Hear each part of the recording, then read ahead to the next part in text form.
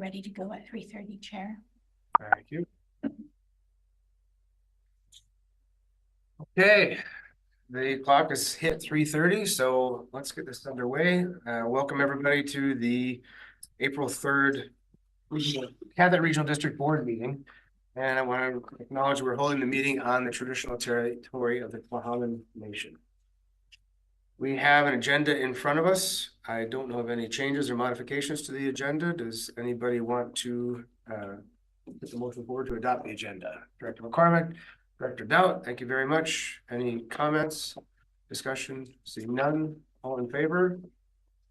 None opposed, motion carries. Adoption of the minutes of March 28th. Are there any errors or omissions? No hands up. Oh, sorry, Director Gisborne, you. I presume you mean February? Is it minutes of March 28th? Oh, March 6th. March 6th. Sorry, yeah, today is the 28th. You know what? You're the wrong agenda. I'm in the wrong agenda. Thank you very much. That would have been interesting. We would have been doing something in the future there. Sorry, of course, you had to publish everything ahead of time. Wonder. Good cat. Yeah, excuse me for a moment. Like, am I in the future? You are. I was. Okay, so I'm not the only one. Minutes of March 6th. There we go. You said Minutes of February. March 6th. We have so many new board agendas. There we go. Okay, anyways, same thing. Any errors or omissions? Seeing none, can I get a motion to adopt? Thank you, Director Gisborne, McCormick. All in favor? None opposed, motion carries. Thank you. We have no delegations or inquiries. No unfinished business, and we have one item of correspondence. So is there any business arising from said correspondence?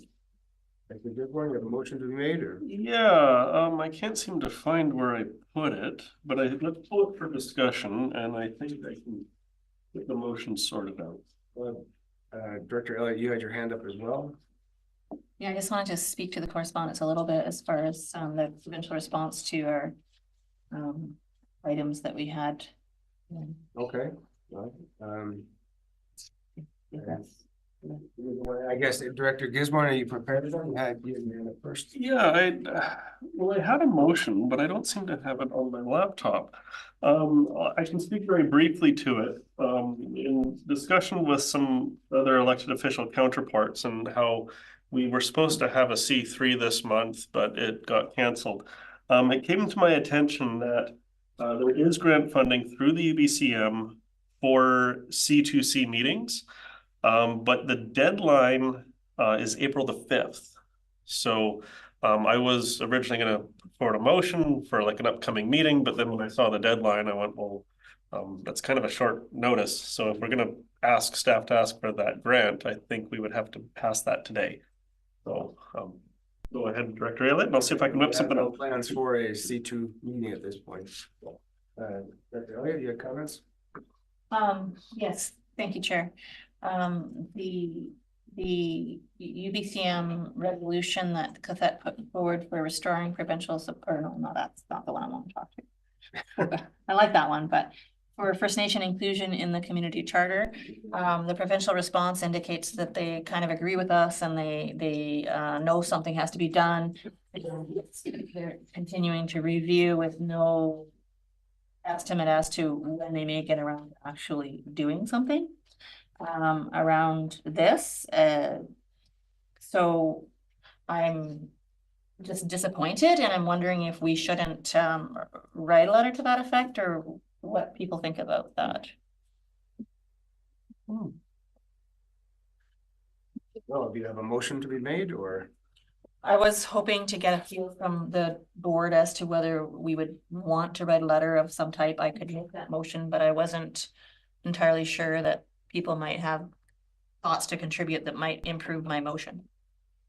I know you can always throw something up there and see if anybody salutes and seconded for it. So my motion would be that that regional district write a letter in response to the province's response indicating our disappointment with a lack of timeline or action attached to this item, which is EB 68. Okay. While the corporate officer is putting something together, Director Jock had his hand up. And I don't have a problem with writing a letter to the province about that. The province really seems to be hesitant to come out and say, this is what we think municipalities and regional districts should do. They're keeping their powder dry, I guess.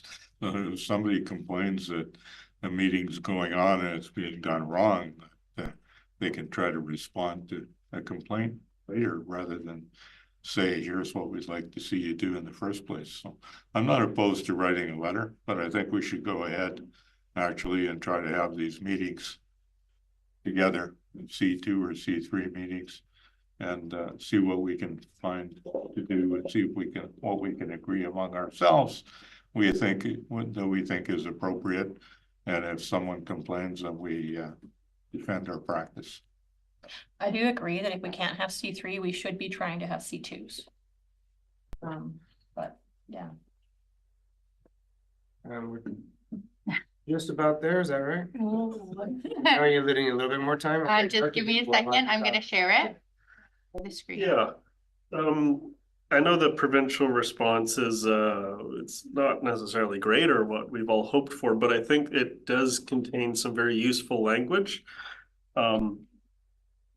The ministry will need to understand the implications and to strike the right balance between the openness needed for transparency and accountability to the public and confidence that supports intergovernmental relations with First Nations.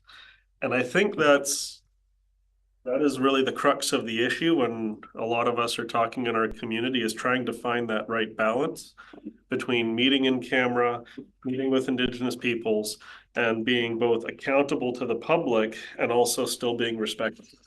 And what the ministry is saying is they don't understand.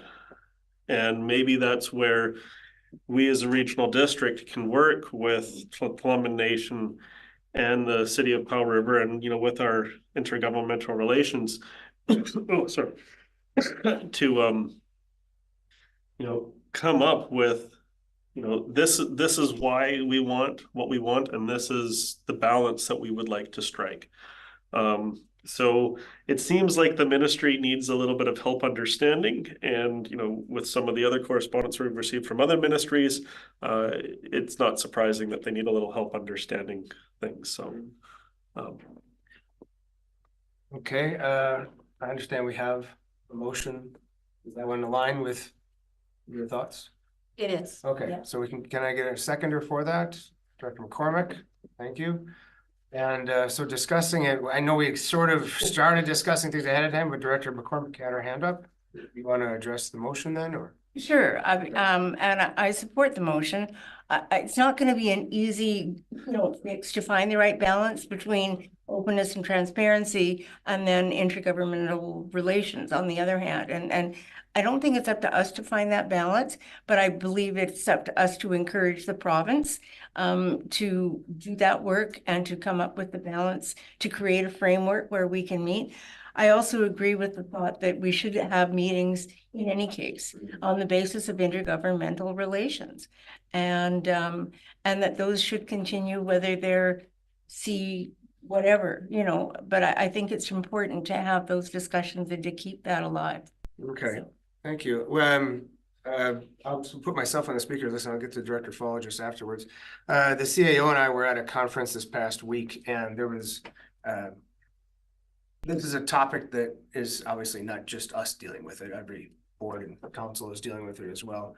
And please correct me if I'm wrong, CAO. The legal opinion at the time was that there are a number of buckets that these sort of kind of, what would you say, more private conversations can be held. And the opinion that was given is that they're pretty broad scope of what can fall into these, or what can get into these buckets. So they're kind of looking at it in a way that as long as you can justify it falling into one of these things, they're okay with it going ahead. Is that kind of the same?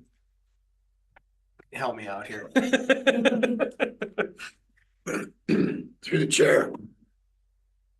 What the lawyer or counsel from Young Anderson said was the recent Kitsilano Community Association or whatever they're called versus the city of Vancouver, when they appealed the Vancouver in-camera decision made to provide services to the First Nation or some property that the First Nation owns in Kitsilano. The court ruled that it was okay to go in camera and do that, and that it did not have to be in a public viewing. And what it boiled down to is that the justice referred to, I think it was 8.1 in the definitions. Is that it? What it's called? The definitions? Interpretation Act. Interpretation Act and UNDRIP and DRIPA. And so it was his opinion that if you selected, and what the chair is referring to buckets is your list of items that you go into camera for under section 90, as long as you had a clear definition of why you were going in under that permission, i.e. or consideration of a service, etc., that it was perfectly okay to go in camera with First Nations and exclude the public because of what the Supreme Court has now ruled. So I don't think we'll have any problems going forward now. And I expect that I will be forwarding you some more information on that once I receive it from Young Anderson. Thank you, CAO. That's exactly what I was going to say, but you did. Director Elliott. Oh, thank you. Oh, so, I apologize. Director Fall was next, and then Okay. Director. Carry on. That's okay. I'll be brief. I mean, I think some of the other directors have said some good things, and the CAO as well. I do agree that this is the real crux of this is that balance point. I think the province does know about the problem. I mean, I think I support sending the letter. It's totally fine, but I'm quite certain that the province knows very well what the problem is. They're just not willing to solve it. They're not willing to stick their neck out and take the step.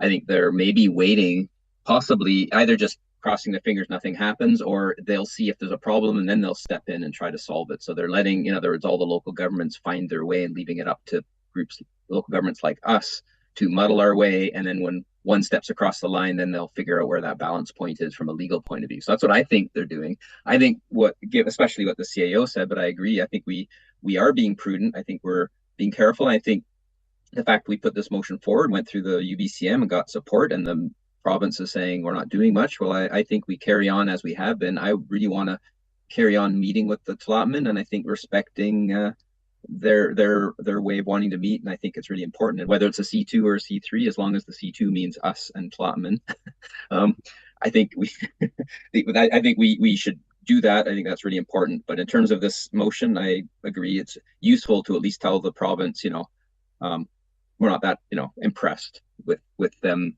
not taking action, because I agree with Director McCormick. They shouldn't be leaving this up to local government. They should be putting the effort into solving this and finding solutions, whether or not it's the one we asked for or something else. They should be doing it, not all the local governments. Thank you.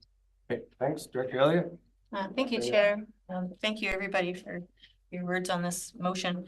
And I feel a lot like everyone else that we're beholden to following the legislation that they have written, and their legislation is silent and absent when it comes to First Nations as governments, as a level of government. It doesn't recognize them as such. And I think that's unacceptable. It doesn't follow their own commitment to amend their legislations in line with UNDRIP and so forth. And it's causing us to have to interpret case law and other pieces of legislation that are not ours in order to make things work out for us. And yes, we can, but that's not ideally how we should be moving forward. The province should be sorting that out, including it in their legislation, and making it clear for all of the local governments what it is we can do or not do. And the exercising of solutions based on UNDRIP and all of these other pieces is the uncertain area that we've had to deal with in a lot of cases for case law coming out around Aboriginal rights and things like that. It's always better and easier to follow procedures that are clearly defined. And the intention of the provincial governments should be reflected in their legislation, and we should be able to have that to rely on. And so that's kind of where I'm coming from. They're asking us to solve a problem that is actually theirs to solve. Okay. And great. I don't think it's okay. Thanks. Great. Thanks very much. I see Director Lennox wants to comment, and then we'll have the vote. Director Lennox. Yeah, thanks, Chair. I appreciate the other directors' comments and agree with all of them, really. I agree with the letter, just to let them know that we're a little bit impatient because we're at the forefront of this and we want to take action. And that's my second point. I'm very encouraged to hear the feedback from the CAO and this recent information. I just say it's time to get going. We need to show leadership. That's what people expect us to do. We can be facilitators. We'll work our way through it, and I'm sure we'll be told when we're getting off track, and we'll course adjust. But I just think it's time to get going on this. Thank you. Perfect. Well, let's get going. I'll read the motion, and we'll have the vote. That the board respond to the province's response to Catholic Regional District UBCM Resolution 2023 EB68 First Nation inclusion in the community charter, outlining the disappointment regarding lack of timeline or action provided by the province. So you have the motion. All in favor? Any opposed? None opposed. Motion carries. All right, we're up to. I sent a motion to the corporate officer. Okay. And I can read it out, and if there's a seconder. That the board directs staff to apply for the April 5th, 2024 UBCM C2C grant and reach out to the Tla'amin Nation and the City of Powell River to schedule a C3 prior to July 1st. And if there's a seconder, I'll speak briefly to it. Okay, Director McCormick seconds. Yeah, based on the discussion that we just had, I think there's a general appetite around the table to meet with the Tla'amin Nation. This motion is to apply for the grant because there could be some funding and we can use it to provide food, things like that. And we essentially set the table, send out the invite, we can meet in camera. And I think this is a way to get the ball rolling on this. And I just put a date in for July 1st because I figure that gives quite a big window that we can all parties can hopefully find a date that works. I think that's straightforward. Okay. I mean, maybe the CAO can correct me if I'm wrong, but I've looked at this grant before and I think it's rather small, and maybe the time staff would require to actually go through the application process might negate the value of it. But that's just my take on it. If the CAO has any comment or no? The grant amount is $10,000. Delia? Is it possible to do a grant? Is it a really simple application? I have no idea. I mean, I think we would qualify. Whether we would receive the grant or not, or whether we can get it in on time is a different question. $10,000 to help us set the table would be wonderful. So I think I support it as long as it's doable, but I don't want to create an impossible task either. So some feedback from staff around whether it's possible would be awesome. We're looking at March 28th right now, and 4 days now that are going to be. So you're looking at whether they can throw it together in 2 days next week. I mean, this is just me speaking, and maybe I'm speaking out of turn, but it's, I'm not opposed to the idea per se, but we don't have a meeting scheduled, and we don't know if there's even a desire for a meeting to be scheduled for the other governments, especially as we're setting a date by it. But I see Ms. Greenan has her hand up. Thank you, Chair. I just wanted to mention there is another deadline of September 6th for that program. Oh, that sounds much easier. Thank you. Pardon? Let's leave the date open. Okay, Director Giz, anybody else first before Director Gisborne speaks a second time? Director Lennox? Yeah, I think I really appreciate Director Gisborne, the sense of urgency. We do have another opportunity in September. But yeah, I think this funding we could well use, and I agree with the CAO. We leave the date open. That way we our intent is well known, and then we define the date and we get moving. Thank you. Okay, Director Gisborne. Well, thank you. Yeah, one of the reasons why I jumped on the April 5th deadline was because, as I'm aware, the Columbia Nation is going into a general election this fall. And putting in the grant application for September 6th means that, we might be getting pretty close to, when they're having their election.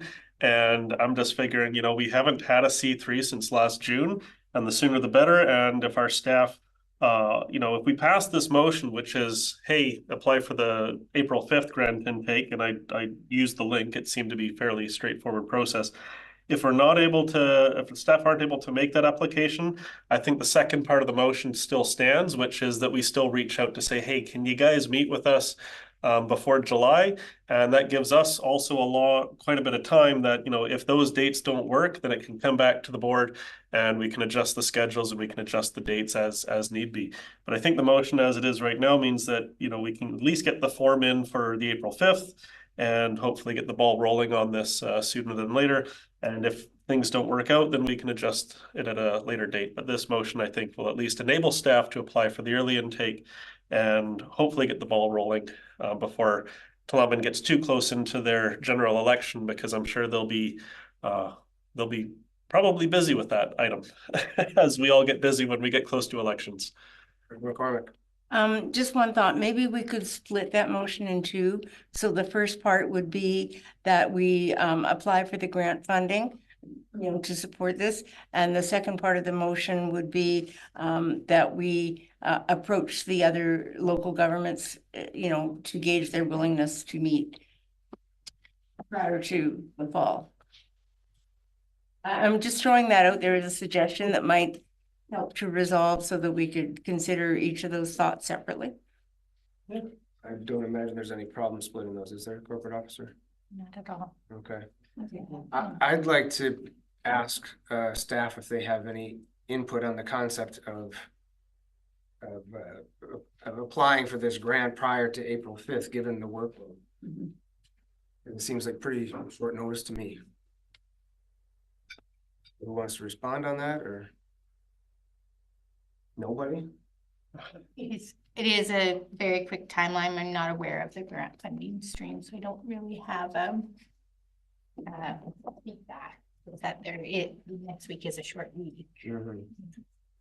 Brilliant. If we've severed the two sides of the motion, I would also make a motion to sever the intake date so that we just make it about applying for the grant. And even if we got it in on April 30th, it doesn't matter that they don't consider it till September 6th. It's just, it seems to me that most grants require a resolution from the board and all kinds of things that won't happen before the 5th. So, so you're looking for an amendment? Yeah, I would like to take the CAO's suggestion that we just take the date out of it and apply for the grant. Period. So are you moving an amendment to? Yes, moving an amendment to sever the April 5th. I'll second that, to remove the April 5th. I guess the amendments to remove the date. Okay, now we had Director Dowd on the speakers, but we should go ahead with. Well, now we have a motion. Now we have a motion, so. Amendment motion. Okay, so do we have any discussion on the motion in front of us, Director Dowd? And, I would like to throw all these things into the mix. I think we've kind of discussed two separate motions now, and we've kind of discussed removing the date. And I would like to remove the dates, two separate motions, not stipulate what day we apply for the grant and not stipulate when the meeting has to be before. Simply, we'll apply for a grant and we'll ask for a meeting. Okay, so we have that way there's flexibility on both sides. Staff has the ability to see, think over the next day or two if they have the ability to apply quickly for that grant for April. If they don't, they can apply for it for September on the second half. Instead of putting a meeting before July 1st, we can have a meeting happening. And we'll make it happen when the best time is. Okay, so right now we're just dealing with the first motion, yes? Just procedurally, have we divided the question? I just want to know if we have divided the question. Oh, I thought that was Yes, requested. okay, great. So then we should procedurally, let's deal with the. Yeah, we're just dealing with the first one right now, and then after this motion is passed, we can look at the second one and we can consider an amendment to the second one. Point of order, Chair, don't we have an amendment on the table right now? Isn't that what we're debating? An Yes, amendment, that's what I mean. Yeah. Elliot, that's of what the we're first voting on. portion of the severed motion. Exactly. Okay, thanks. Did So we right now see we're- that? Pardon? Did we see that, what it is that we're voting on? All right, so right now they're gonna All we have to do is. put it on the board that the board directs staff to apply for currently it says April 5th, 2024 UBCM C2C grant. The amendment is to remove the date from that. So, Director Gisborne. Yeah, I'm fine with the amendment, which is removing the date. When I took a look at this grant application, I actually went through the submission process. It appears to just be like a one-page, you put in contact info, secondary contact info, and then, what's the project title, what's the budget, what other funding do you got, what's the summary of the project and the progress date. And there's actually 3 intakes. One is April, one's September, and then one's December. And so I'm fine with taking the date out, but I would be very hopeful that our staff can get this application in. And, if they need to reach out to UBCM, I found UBCM to be very helpful with helping to work on such things like reconciliation and getting these kind of things rolling. And I think that we've taken a lot of time and we haven't met with our friends and neighbors in Tla'amin Nation. And from the discussion that's gone around, there's a real desire to get moving on this. And I'm just a little worried that if we wait too long, then we're going to be waiting until after the Tla'amin election. And then that's, Okay. I want us to move forward. Let's get moving forward on this one then. So we have the amendment in front of us. I think we've spoken about it enough. Let's take the vote. All in favor? Any opposed? Not opposed to the amended motion. So going back to the main motion, I think we've kicked it around. I'm just going to call the question right away. All in favor? Any opposed? None opposed. Motion carries. Okay, so now we got this one. And Director Dowd, you're proposing the amendment to remove the date from this? That's right. Thank you. Seconded by Director Gisborne. Okay, perfect. Any discussion on the amendment? Director Gisborne. I still hope that we can get to these meetings sooner than later because we were supposed to have a C3 meeting in mid-March, but that was canceled and we haven't had a C3 meeting since last June. And I think that we were supposed to be meeting, I think it was quarterly, with rotating hosts. That was my understanding in the past. And to wait, well, the motion right now is that it could be then after July 1st, means that we would be over a year from meeting with our friends and neighbors in both the Tla'amin Nation and the city of Powell River. And out of respect for collaboration and reconciliation, I don't think we should be waiting so long between meeting. So I'm fine with taking the date out, but I would be very disappointed if we're not able to meet before July the 1st, because that would mean that it's past a year since that we've actually had a sit down and had a conversation. Okay. Thank you, Director Elliott. Thank you. Similar to Director Gisborne, I think that because of the election coming up, if we don't manage to nail down a date before July 1st, we're unlikely to be able to do so after, because you're into summer elections, all of that kind of stuff. So July 1st, prior to July 1st is practically the time frame we're looking at, whether it's in the motion or not. Okay, thank you very much. Seeing no other hands, we'll call the vote on the amendment. All in favor? None opposed, motion carries. Okay, so back to the main motion. That the board directs staff to reach out to the Tla'amin Nation and the city of Powell River to schedule a C3 meeting. Kicked it around a lot. I think we can just call the question at this point. All in favor? None opposed, motion carries. Great, thanks very much. Chair's report. All right. I'll just move it relatively quickly. March 4th, I went to the Powell River Community Foundation open house networking session. Quite a few reps there from different organizations and local governments. It's just community foundation taking a chance to remind everybody of what we do to kind of kickstart things after a lull that was caused essentially by March 11th, the housing roundtable meeting. These sessions used to happen with the assistance of the social planner back in the day, but having had no social planner, we haven't had one of these in a while. This meeting is primarily to figure out just if the community wants them to start up again, what form they will take, how often they will meet, that kind of thing. So Ms. Rodden from planning and Director Elliott and I were there from QRD. March 11th also had a library trustees meeting. It was very quick, nothing really to report. Other than there's been some unfortunate vandalism and poor behavior in the teen room, which is disappointing. March 13th, took part in the public hearing concerning the Crown Parker Road neighborhood zoning bylaw with directors Gisborne and Lennox and a number of staff members. I felt it went quite well. March 18th, I participated in a group Zoom call with many other EA directors. It was organized by our EA rep from the UBCM, Jerry Lynn Kirk. Rolly Russell, the parliamentary secretary for the rural development to the Minister of Housing, was a guest speaker. And my hat's off to Jerry Lynn for planning these things. I think she's doing a great job. March 25th and 26th, earlier this week, as I mentioned, the CAO and I attended the Chairs and CAOs conference in Victoria. A lot of good sessions. I'm still kind of digesting it just because I got home late last night. But there was some good information about hospital district boards that I've already spoken briefly to Director Doubt about. And March 27th, 28th, it was the Municipal Finance Authority AGM and some presentations. The presenters were very good. The networking opportunities were good. The information on the national and global economics is always interesting, but when they get down into the weeds on economics, I get completely lost. So they were good speakers, but I didn't quite understand everything they had to say. It seems they have their own language sometimes. Anyway, that's what I've had this month. So I'll go on to Director Lennox.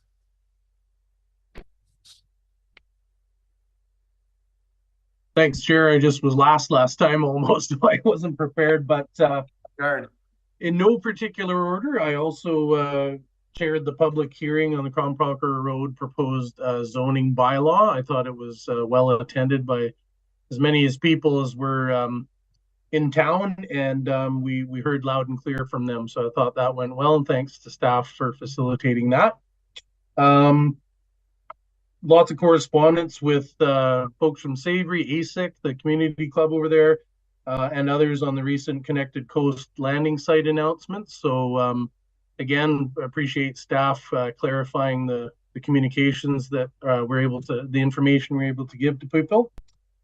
It's a little bit early, but they've just announced Lund Days will take place July 27th. Put it on your calendars. There'll be lots of good activity out in Lund proper there, and the community club and others are getting organized for that.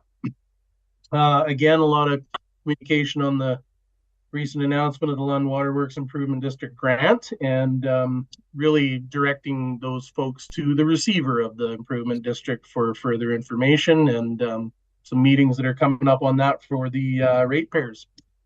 And lastly, I've looking forward to the AVICC coming up here in April, and I've offered a door prize at the event to take whoever wins out for a tour on my boat in Area A. I think it'd be a good idea to showcase our area up here from AVICC. That's it. Thanks.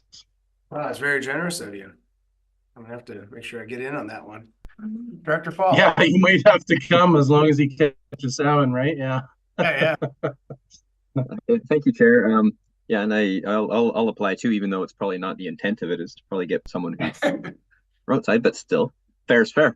At the end of February, the Ferry Committee met. The Ferry Committee's been meeting regularly, and with this new operations manager, so it's been a few things are getting better. Communications are definitely better. So we're sort of seeing there's still a few outstanding issues that are challenging, and they got ongoing crewing issues, which they can't just snap their fingers and resolve. But the ferry's running, and that's a good thing.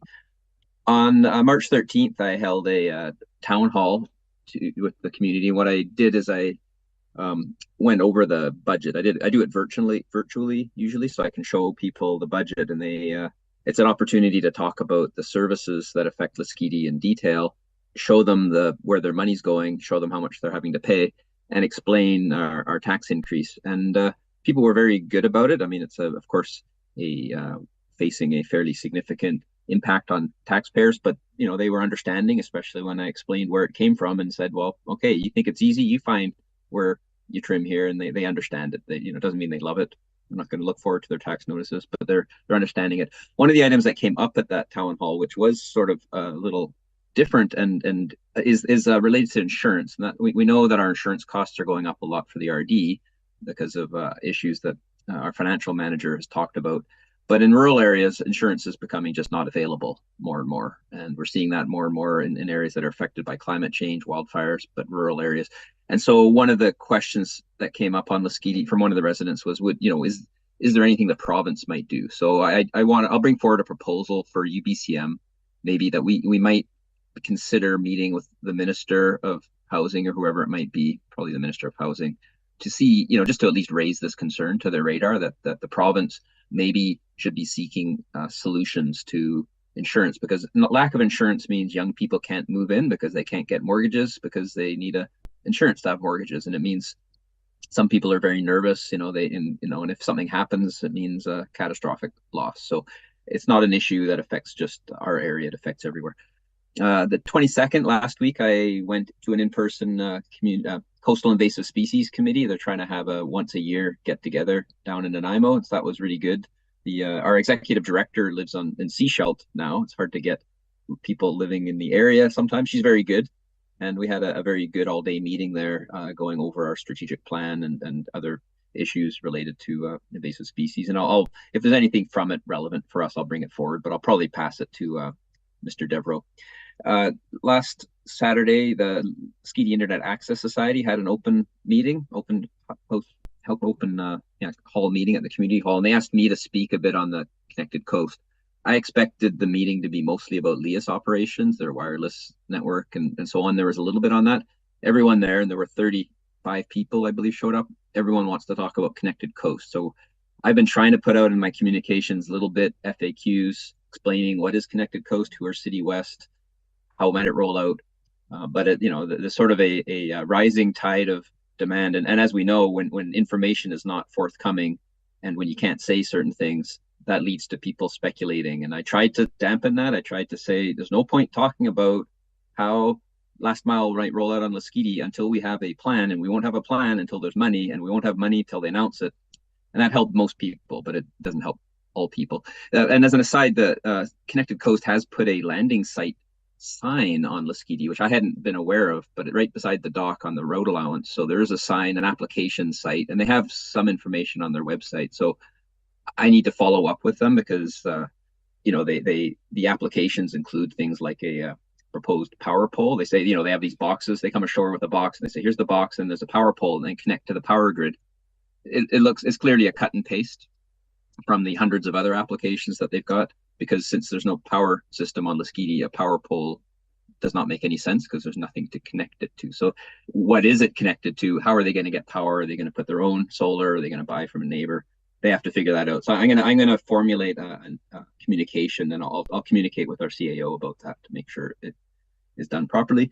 The next day there was a community forum. So the second community forum in this series I mentioned last time.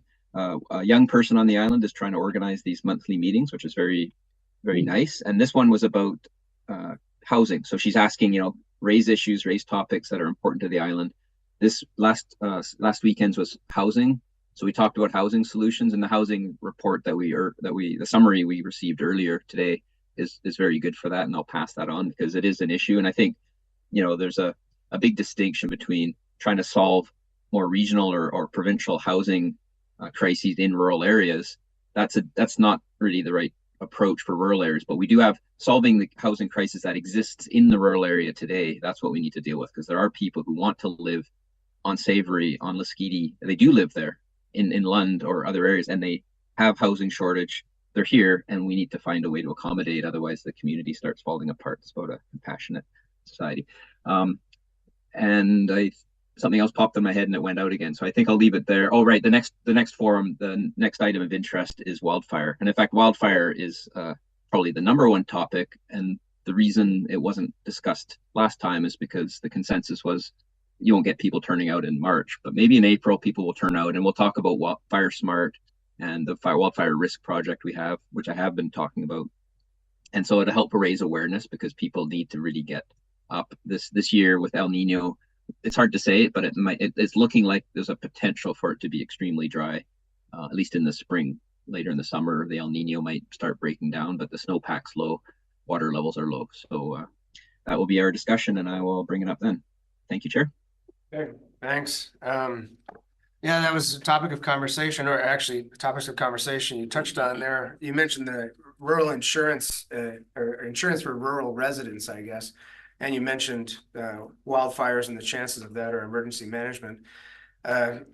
Unfortunately, that is another challenge for people who live in the rural area, because if you can't get insurance, and a number of people were talking about how even after tragedy occurs, they're having trouble getting support. There was one director from Lytton area talking about rural residents around there who are not getting the same support as the more urban residents were. So they were fighting with that. Director Elliott. Thank you, Chair. This side of the table. Thank you so much. I attended the Nations reburial ceremony on Tuesday of this week, the 26th.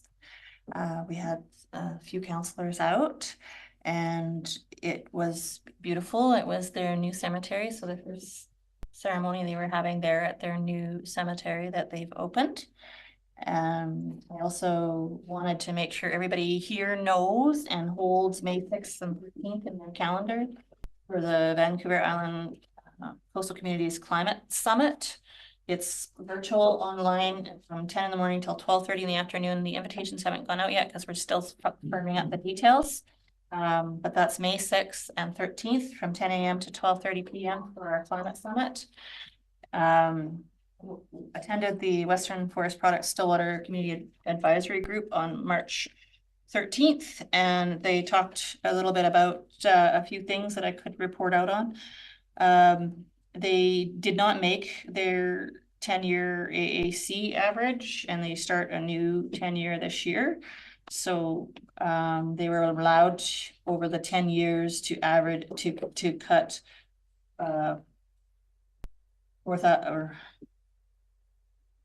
4.527 million cubic meters over the 10 years, and they only managed to get 4.36 million cubic meters over that. They were down about 2% of what they were allowed. They indicated the bulk of that was due to delays in approvals in the provincial system, and they've been struggling to get approvals in a timely fashion. They lost money this year because of soft markets, believe it or not. Even with all of the inflation, apparently the market was a little soft in the products that they were selling, and they did lose money this year. And combined with maybe not cutting as much as they thought they would because of the lack of approvals. They wanted to report out that in 2023, they put out $35.8 million in salaries to the Powell River local area, or the Cathet local area. They built 30 kilometers of road.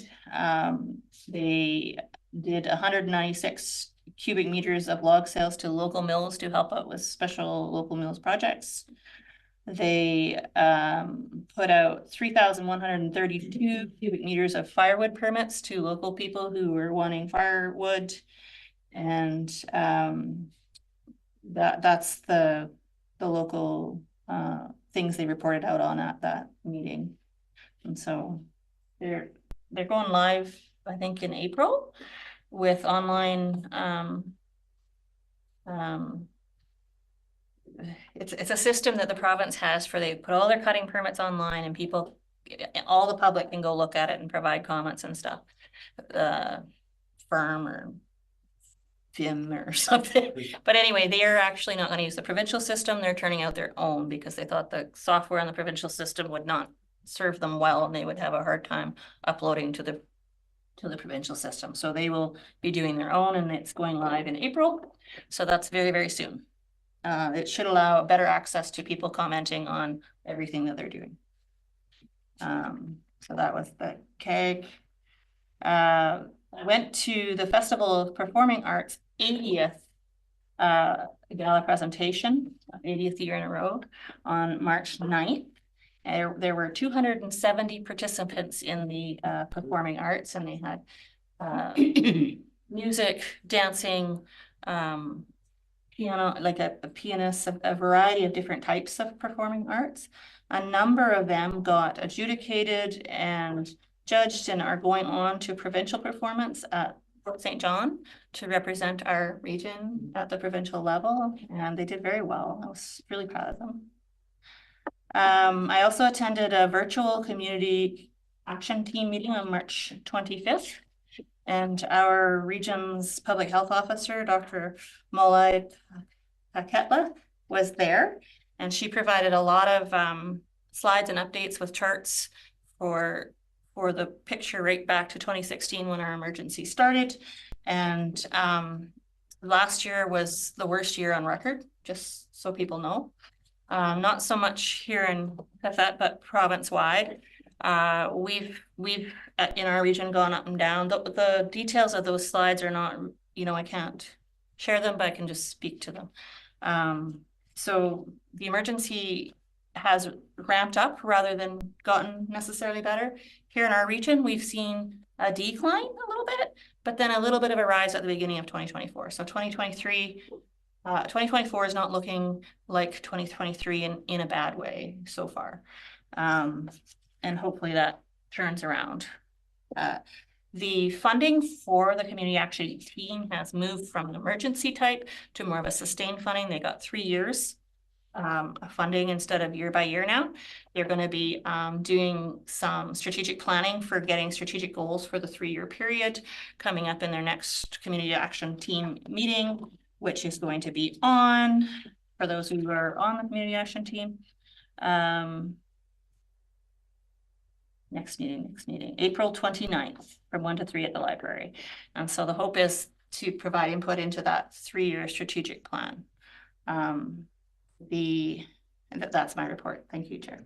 Okay, thank you. I'm glad to hear you were able to make it out to the reburial ceremony. I was disappointed that I was unavailable for that, but it went, I understand it went quite well. And so we did have some folks asking if anyone from the regional district was there, and I did point out that both Director Dowd and myself do represent regional district as well, since they're, so I wanted to make sure that any of you were there. I appreciate that. So. Yeah, I was out of town, so make that happen. Director Gisborne. Yeah, I didn't check my email frequently enough to get out to the plum and reburial. I would have. They apologize for the very tight notice. When it all came together, they have timelines that they have to meet for their reburials, and they couldn't delay any longer. And so they went, and their notices came out a little bit late. Totally understandable, and I would not feel comfortable if they went, well, we're going to wait for Mark to show up. So, so I don't have as long as a director's report as Director Elliott's. Fairly straightforward. I attended the Crumpacher Road zoning bylaw public hearing, and on the 18th, I attended the Electoral Area Directors Forum virtual meeting, which was put on with Geraldine Kirk. My understanding is she's also planning to be hosting these events monthly. So if you weren't able to make the one this month, I'm sure there will be another one coming up in April and so on and so forth. And because there's a lot of work to be done, especially around legislative reform and housing, and the electoral areas keep kind of getting missed by the provincial government when they roll out these big changes. They make sense for Vancouver, and then we hear from the electoral areas that we go, hey, we exist. Can you please remember us? And of course, there was also the reminder from a regional director that his electoral area is still on fire. And he was wondering, like, what's the province's plan to actually do? Because as it gets drier and drier and hotter as the summer rolls around, it's still going to burn. On a more personal note, of course, it's spring, so lots of outside planting in the garden and kids getting covered in mud. Also going to tip my hat to my mother and the Rotary Club, which, as I'm aware, is right out right now at the Public Works Yard, working on the Shelter Point gazebo, getting that ready. And last but not least, on a personal note, I am now 39 years old today. Happy birthday. Oh, thank you. You wouldn't want to be celebrating with anybody but us, right? Oh, no place I'd rather be. Director McCormick. Thank you very much, Chair. And just to add to Director Gisborne, the gazebo is going at Smithson Park, the Vananda ball field, okay, not Shelter Point. So to clarify I that. heard Texada, I was sorry.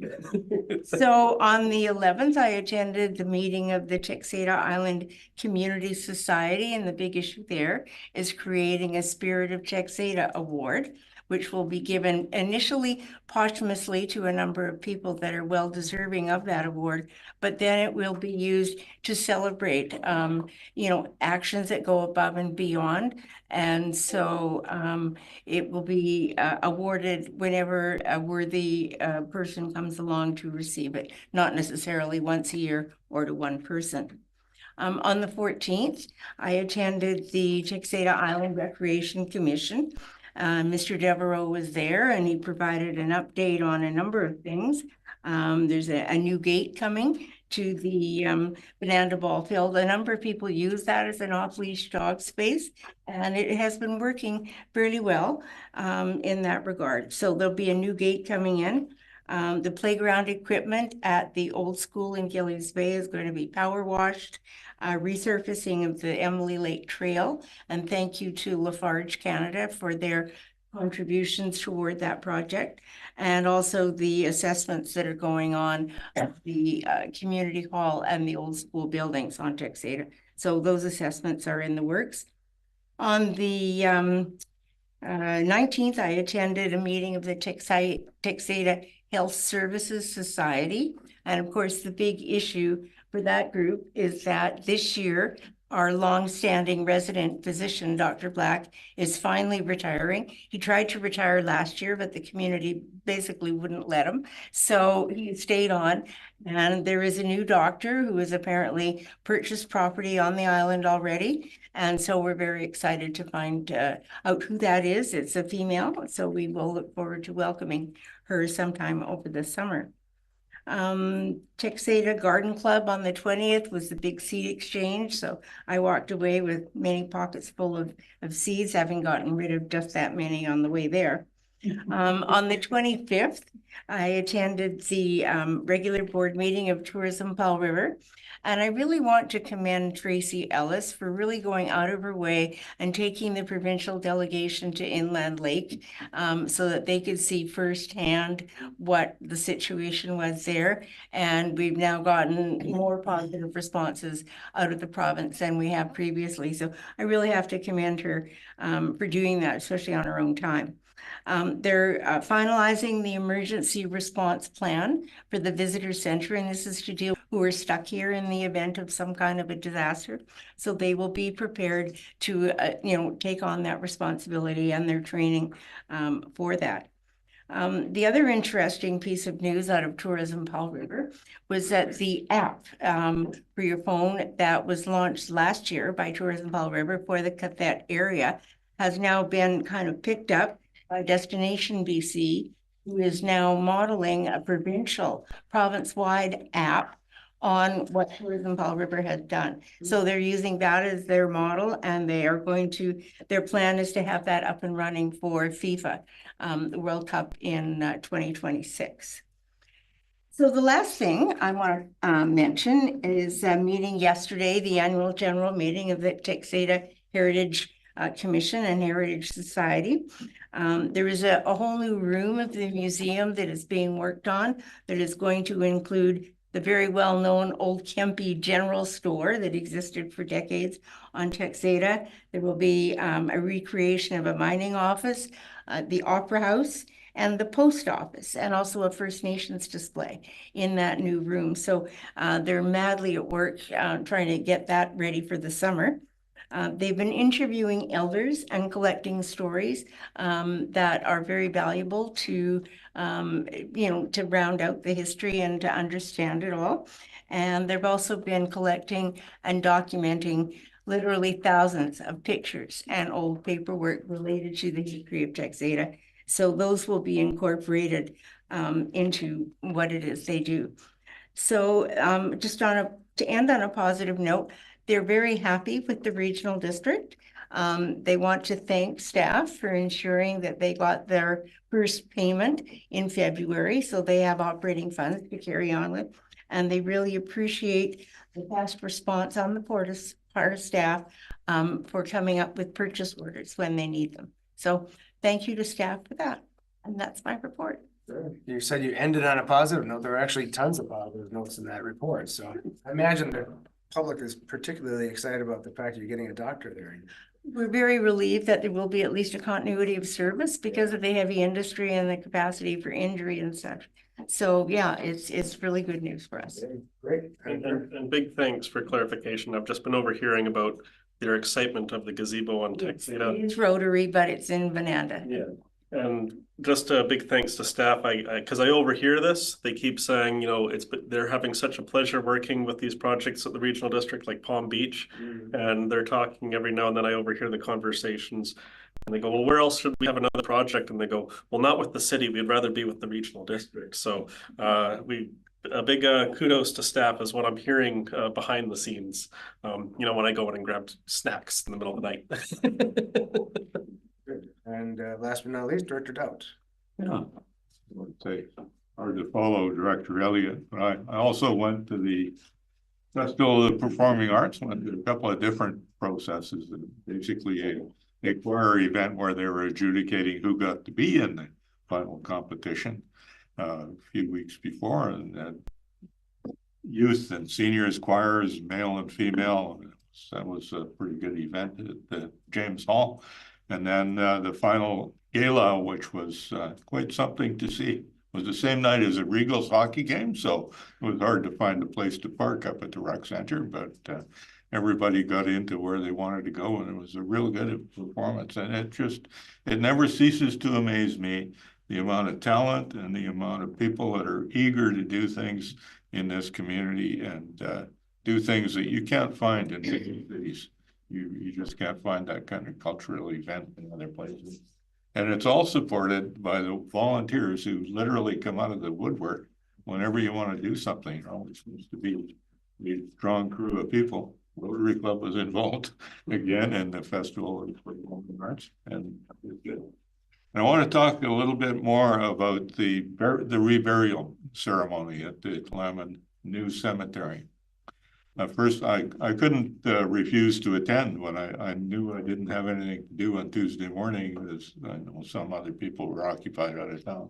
But when I got invitations from 4 different directions about the event, I thought I should attend, and glad I did. There was a burning ceremony before the actual burial, which was a touching ceremony. I'm not going to talk about that very much for privacy reasons, but it was a touching ceremony. It was really well attended by everybody in the Tla'amin community, from the elders to the youth, and it proceeded to a reburial in the new cemetery. The new cemetery, the reburials were not the first burials in the new cemetery, because there are actually ancient remains in the new cemetery site. So there had been long-term burials there a long time ago. So the reburials were actually additional burials in the new cemetery site. The reburials consisted of remains that were found either in archaeological sites around the region, or people were just digging on their property and came across remains that they didn't expect to be there, and had done the right thing and made sure there was an opportunity to collect those remains.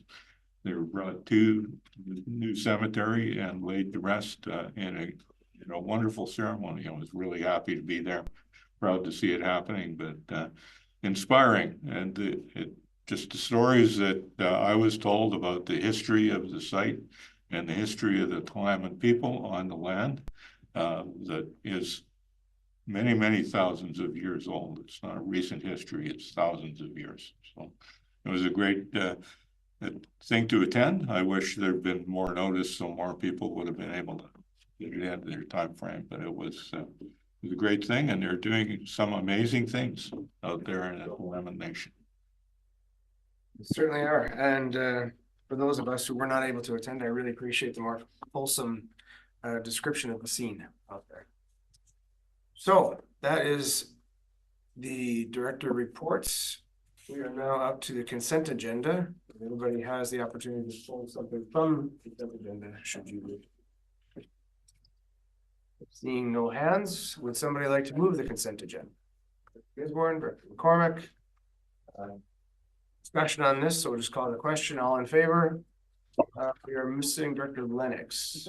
Director Lennox is here. He just the camera was off for a moment. We can still go ahead. Yeah.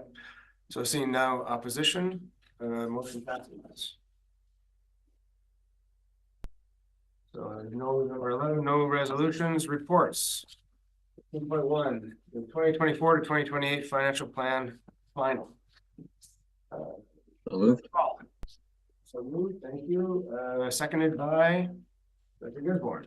Any discussion? Director Gisborne. Yeah, so let me get the right page. Notes. Page 409 of 484 Economic Development Service. When I'm taking a look, I see expenses, $15,000 under other, and then $1,500 under administration. And my understanding, pardon? 13.1. Yeah, I think I'm on the right one, right? The financial plan? Sorry, my fault. Oh, that's okay. Sometimes I get lost. And so I'm just curious because my understanding is that we were using economic development as like a kind of like a grant and aid, and then this year we decided not to use it as a grant and aid. So I'm just wondering, you know, what that money is for. Like, shouldn't we essentially be almost phasing out economic development?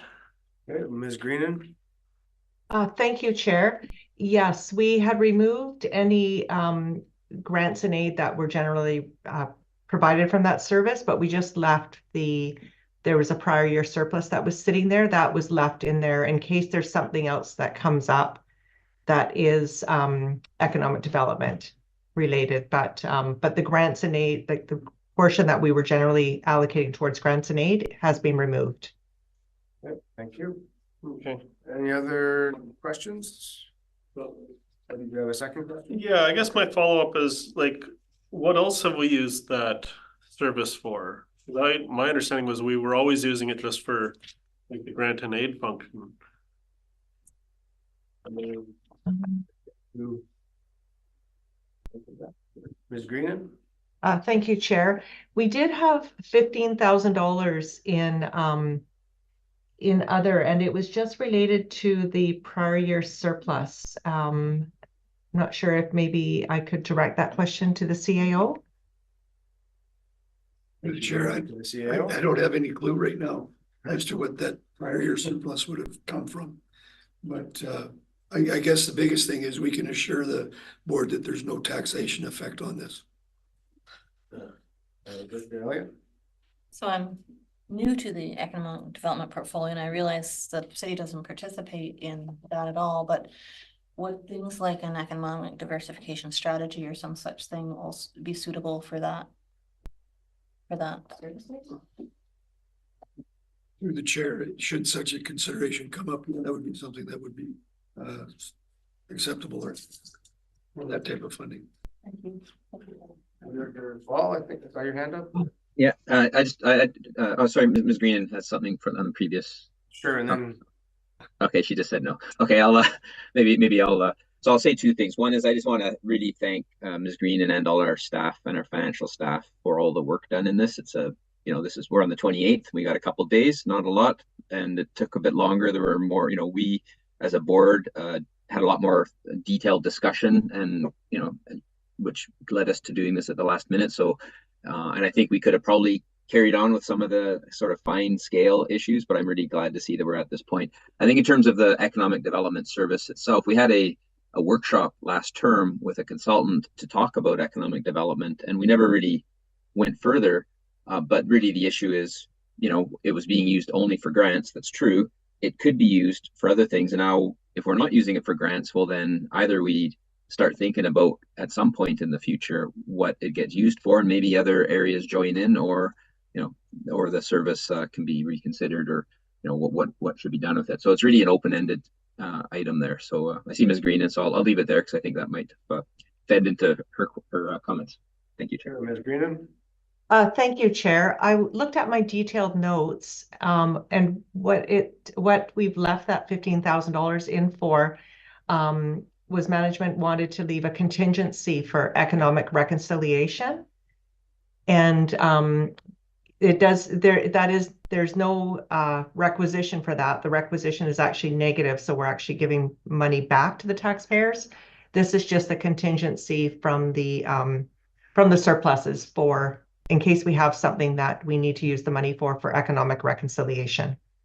Okay, thank you very much. Director Gizmo, sorry. Okay, yeah, that helps clarify, because I saw the almost $5,000 that's going back to the taxpayer.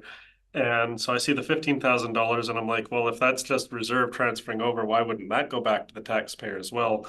I'm still not entirely sure what economic reconciliation is, but I'll learn.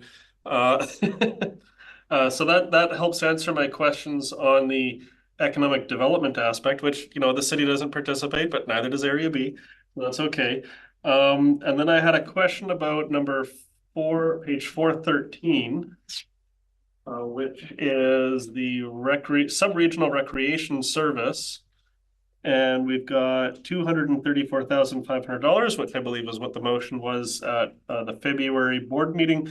And my question to staff was, the motion that we passed was to put the money in the service, but the decision wasn't made to say provide the funding to the city. I believe that's going to come up at a later date and be another decision of the board, because my understanding was the motion that we passed was to put the money in the budget, and then we'll deal with the agreement and all that stuff with the city at a later date. Is that a correct understanding? Either one of you, go CAO first. Through the chair, it's my understanding that the money is there to support them this year, and it's the future negotiations that will then determine what the agreement looks like going forward. Okay, so we put the money in the budget, and then going forward, we might then decide on a different amount or whatever, but that'll be a later decision. Right now, it's just, we're going to put the money in the budget, and we still have discussions to have with the city. It doesn't mean that money just shows up in their account. Okay. Ms. Greenan, do you have anything else to add to that, or that sums it up pretty well? No, I have nothing to add. Thank you, Chair. That makes me feel a lot more comfortable. Thank you, CAO. Okay, Director McCormick. Yeah, thank you. 2 questions.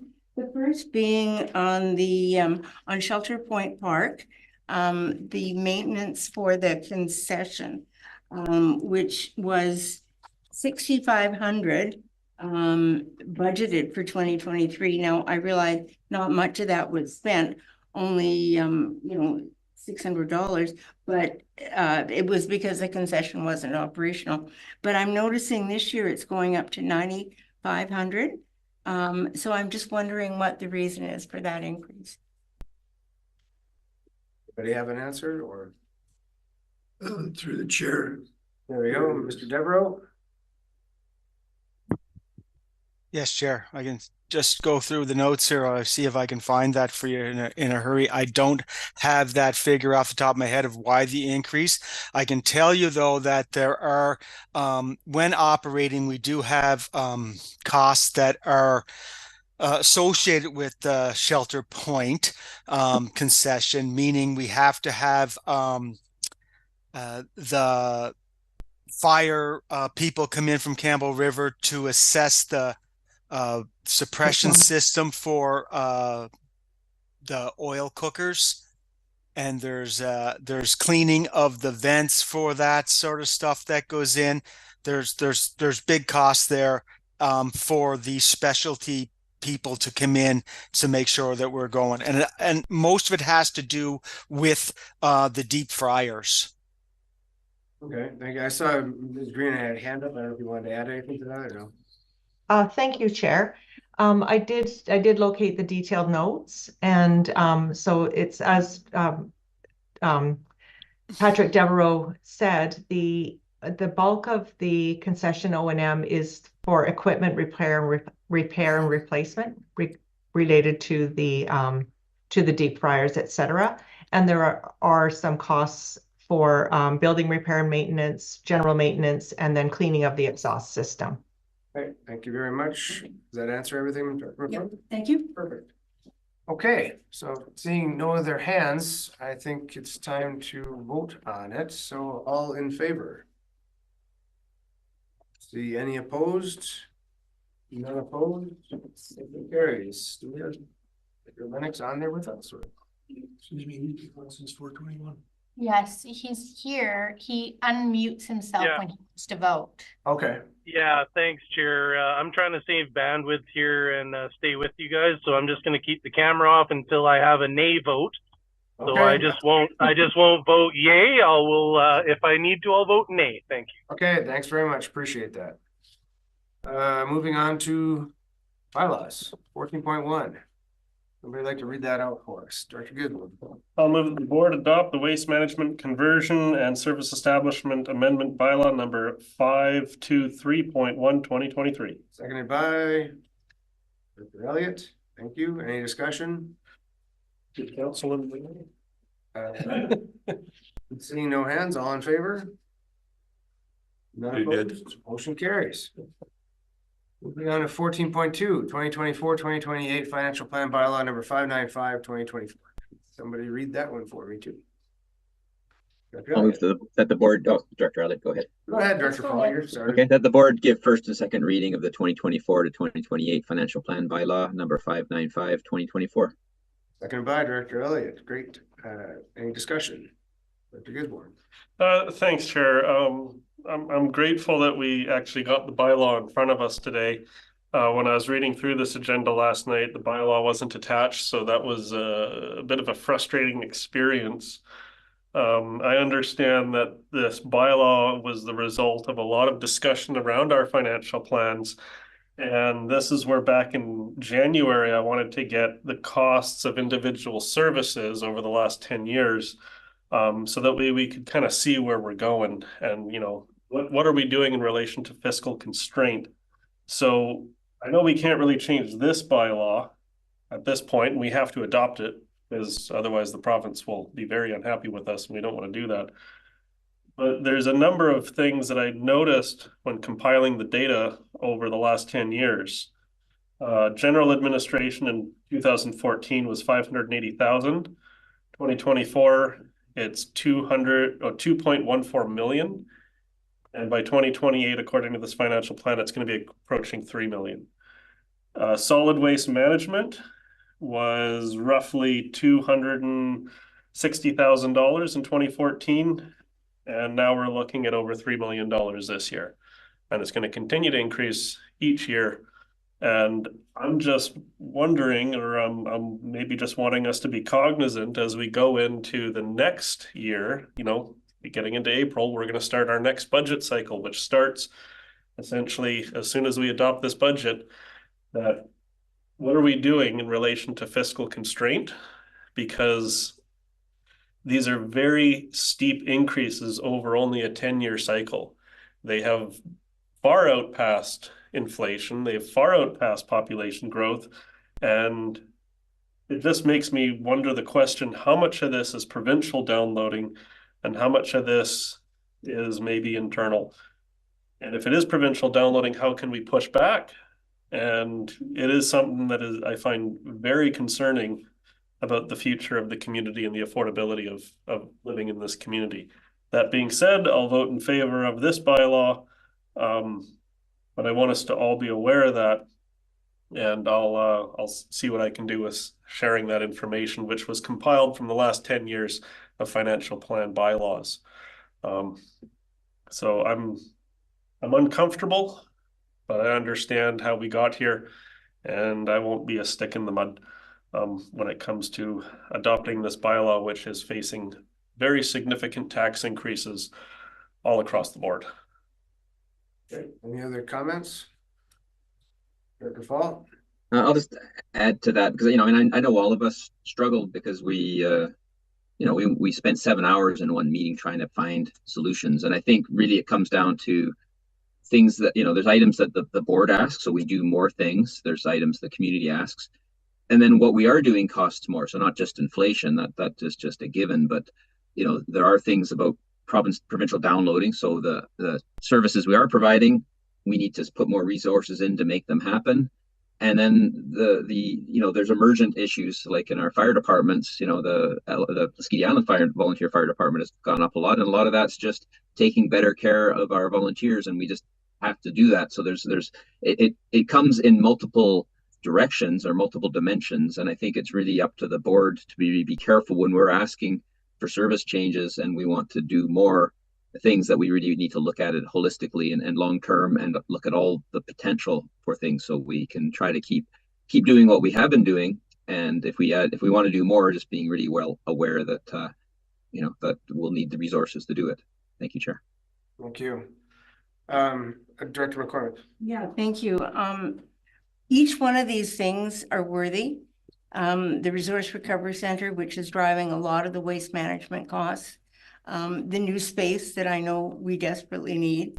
It's the combination of all of those things happening the same year that I think is making it really difficult for us to try to keep a reasonable tax rate compared with what people can afford. And I don't think it is going to be reasonable this year. I think it's going to be huge. But each one of those things individually are worthy of pursuing.